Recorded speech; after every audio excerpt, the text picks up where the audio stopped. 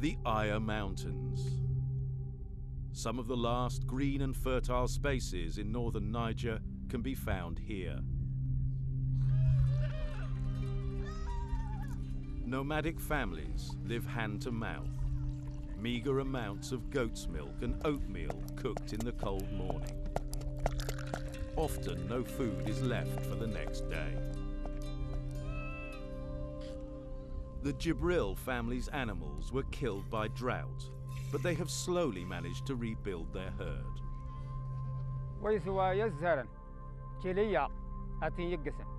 After losing all our animals, we were like the living dead.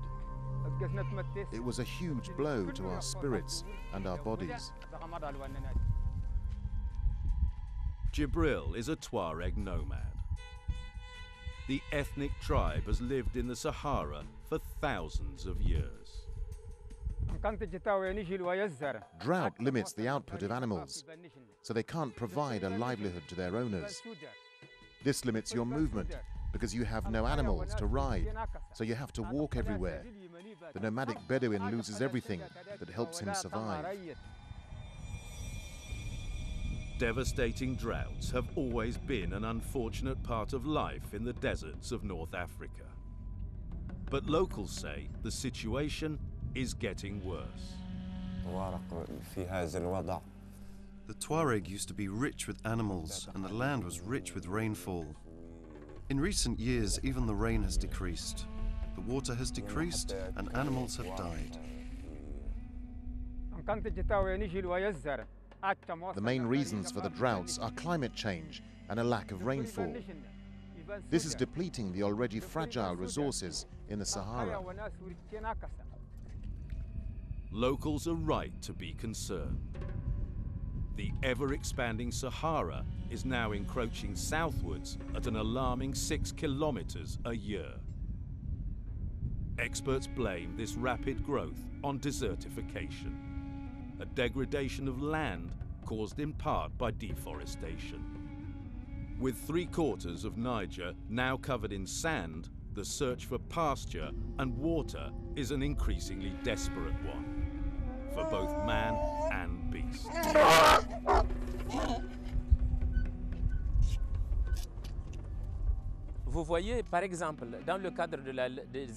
Desertification is obvious here.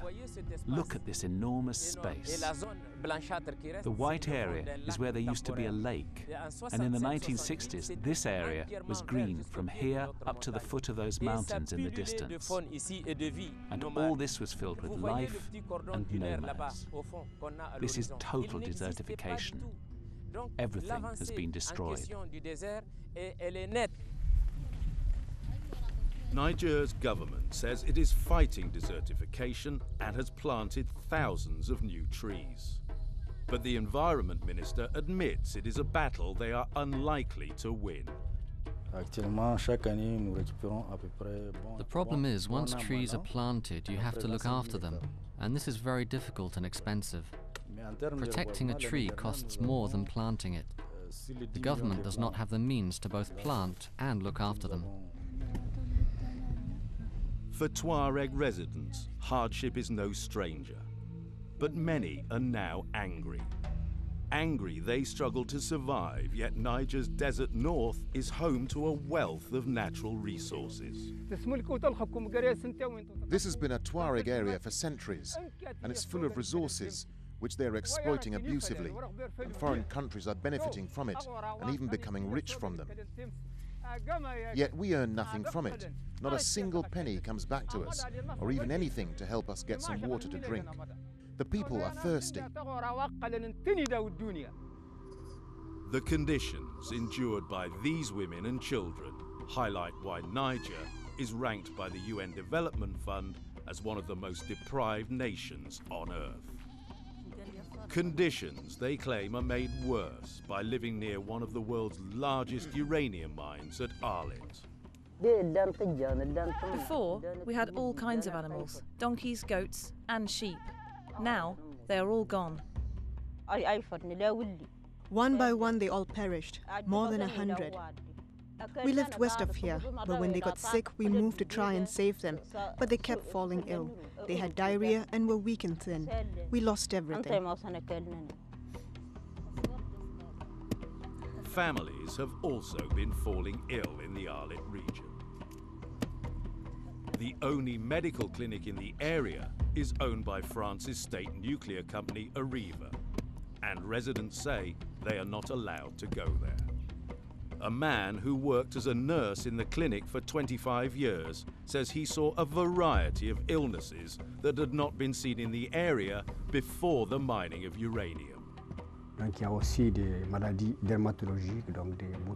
There were skin diseases with bumps breaking out, especially on the feet. There were also respiratory illnesses, high blood pressure and hypertension. There were illnesses people had not seen before. A spokesman for Areva told us its mines in Niger were the only ones in Africa to meet international ecological standards and has nothing to hide.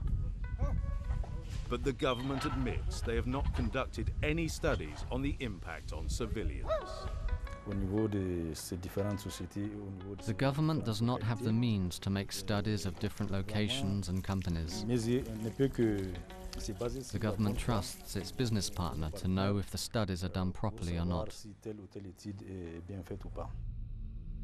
But a study carried out by 2 French NGOs found that drinking water for more than 85,000 people in Arlit had radioactive levels considerably higher than international standards. Local Tuaregs have no choice but to drink the water or walk many kilometers in search of a clean well. The uranium company is extracting 260 cubic meters of water an hour to cleanse the mineral. This groundwater has been present for 3,000 years in the belly of the earth. It's not renewable. What will we inherit? Empty holes in a polluted space? This is what worries us, and this is what will happen, in my opinion.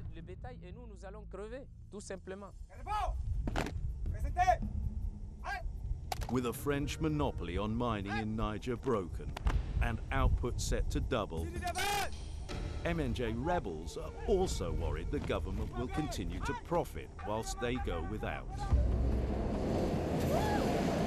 Across the border in Mali, a similar Tuareg rebellion has broken out over resources. Both groups consider themselves brothers. And modern borders established after independence from France are regarded as nothing more than shifting lines in the sand. To us, the Sahara is our origins. We are people who live in the Sahara, Bedouin. Our ancestors have always lived nomadically in the desert with their camels.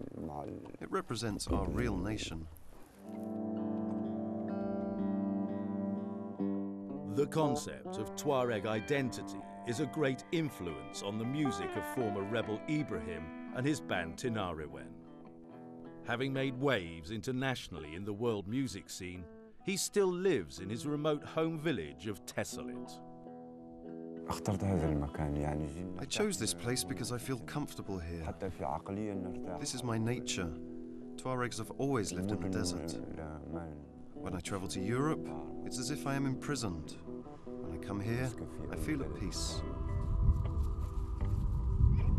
Faced with an eroding habitat and what they say is hostility from a central authority to which they hold no loyalty, many people in the Sahara feel their voices are being ignored.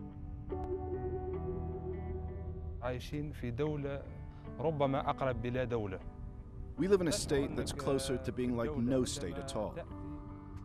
When it's time to pay your taxes, or when you enter the city to sell your animals, then you feel there's a state.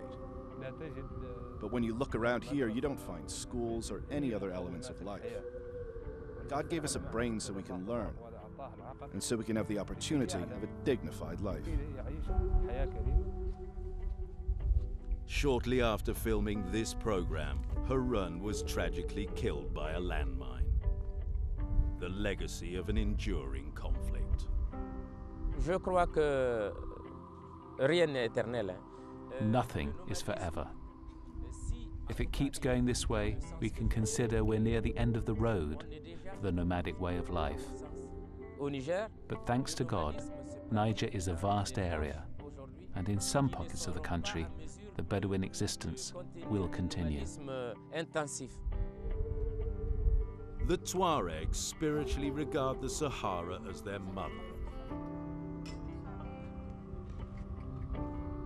But faced with threats from both man and nature, their nomadic existence seems more uncertain than ever.